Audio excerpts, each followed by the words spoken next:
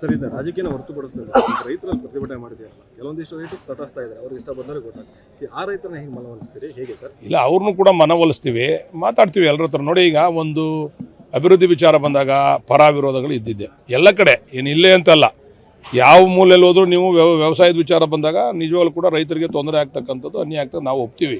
ಆದರೆ ಅನಿವಾರ್ಯ ಬೇಕೇ ಬೇಕಲ್ಲ, ಬೆಂಗಳೂರು ಬೆಳೀತಾ ಇದೆ. ಅಶೋಕ್ ಅವ್ರು ಮಾತಾಡ್ತಾರೆ ಇದರಲ್ಲಿ ಅಸೆಂಬ್ಲಿನಲ್ಲಿ, ಇನ್ನು ಮುಂದೆ ಬೆಂಗಳೂರನ್ನ ಜಾಸ್ತಿ ಇಲ್ಲಿ ಏನು ಮಾಡೋಕ್ಕೆ ಬಿಡಬೇಡ್ರಿ, ಹೊರಗಡೆ ಹೋಗಿ ನೀವು ಸುತ್ತ ಟೌನ್ಶಿಪ್ಗಳು ಮಾಡಿ ಅಂತ ಅಶೋಕಣ್ಣ ಮಾತಾಡೋ ಕ್ಲಿಪ್ಪಿಂಗ್ಸ್ ಕೊಡಲ್ಲ ನಿಮಗೆ?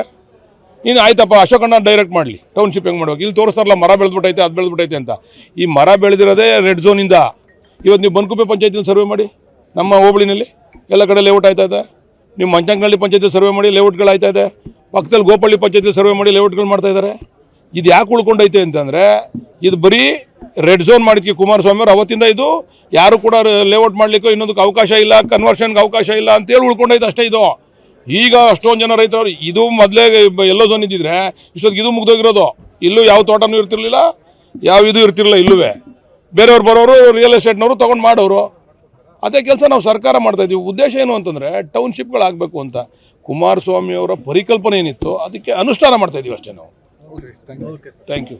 ಸರ್ ಇದನ್ನ ರಾಜಕೀಯನ ಹೊರತುಪಡಿಸ್ತಾರೆ ರೈತರಲ್ಲಿ ಪ್ರತಿಭಟನೆ ಮಾಡ್ತೀರಲ್ಲ ಕೆಲವೊಂದಿಷ್ಟು ರೈತರು ತಟಸ್ತಾ ಇದ್ದಾರೆ ಅವ್ರಿಗೆ ಇಷ್ಟ ಬಂದರೆ ಗೊತ್ತಾಗ್ತದೆ ಆ ರೈತರನ್ನ ಹೆಂಗೆ ಮನವೊಲಿಸ್ತೀರಿ ಹೇಗೆ ಸರ್? ಇಲ್ಲ ಅವ್ರನ್ನೂ ಕೂಡ ಮನವೊಲಿಸ್ತೀವಿ, ಮಾತಾಡ್ತೀವಿ ಎಲ್ಲರ ಹತ್ರ. ನೋಡಿ, ಈಗ ಒಂದು ಅಭಿವೃದ್ಧಿ ವಿಚಾರ ಬಂದಾಗ ಪರ ವಿರೋಧಗಳು ಇದ್ದಿದ್ದೆ ಎಲ್ಲ ಕಡೆ, ಏನು ಇಲ್ಲೇ ಅಂತಲ್ಲ, ಯಾವ ಮೂಲೆಯಲ್ಲಿ ಹೋದ್ರೂ ನೀವು ವ್ಯವಸಾಯದ ವಿಚಾರ ಬಂದಾಗ ನಿಜವಾಗ್ಲೂ ಕೂಡ ರೈತರಿಗೆ ತೊಂದರೆ ಆಗ್ತಕ್ಕಂಥದ್ದು ಅನ್ಯಾಯ ಆಗ್ತದೆ, ನಾವು ಒಪ್ತೀವಿ. ಆದರೆ ಅನಿವಾರ್ಯ ಬೇಕೇ ಬೇಕಲ್ಲ, ಬೆಂಗಳೂರು ಬೆಳೀತಾ ಇದೆ. ಅಶೋಕ್ ಅವ್ರು ಮಾತಾಡ್ತಾರೆ ಇದರಲ್ಲಿ ಅಸೆಂಬ್ಲಿನಲ್ಲಿ, ಇನ್ನು ಮುಂದೆ ಬೆಂಗಳೂರನ್ನ ಜಾಸ್ತಿ ಇಲ್ಲಿ ಏನು ಮಾಡೋಕ್ಕೆ ಬಿಡಬೇಡ್ರಿ, ಹೊರಗಡೆ ಹೋಗಿ ನೀವು ಸುತ್ತ ಟೌನ್ಶಿಪ್ಗಳು ಮಾಡಿ ಅಂತ ಅಶೋಕಣ್ಣ ಮಾತಾಡೋ ಕ್ಲಿಪ್ಪಿಂಗ್ಸ್ ಕೊಡಲ್ಲ ನಿಮಗೆ?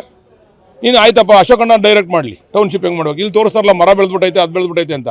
ಈ ಮರ ಬೆಳೆದಿರೋದೇ ರೆಡ್ ಝೋನಿಂದ. ಇವತ್ತು ನೀವು ಬನ್ಕುಪ್ಪೆ ಪಂಚಾಯತಿಲಿ ಸರ್ವೆ ಮಾಡಿ, ನಮ್ಮ ಹೋಬಳಿನಲ್ಲಿ ಎಲ್ಲ ಕಡೆ ಲೇಔಟ್ ಆಯ್ತಾ ಇದೆ. ನೀವು ಮಂಚಂಗಳ್ಳಿ ಪಂಚಾಯತಿ ಸರ್ವೆ ಮಾಡಿ ಲೇಔಟ್ಗಳು ಆಯ್ತಾ ಇದೆ.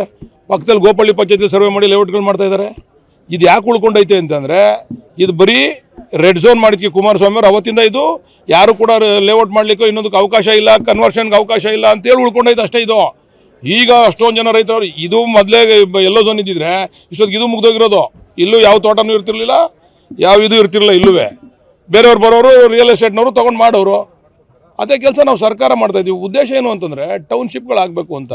ಕುಮಾರಸ್ವಾಮಿ ಅವರ ಪರಿಕಲ್ಪನೆ ಏನಿತ್ತು ಅದಕ್ಕೆ ಅನುಷ್ಠಾನ ಮಾಡ್ತಾಯಿದ್ದೀವಿ ಅಷ್ಟೇ ನಾವು. Thank you.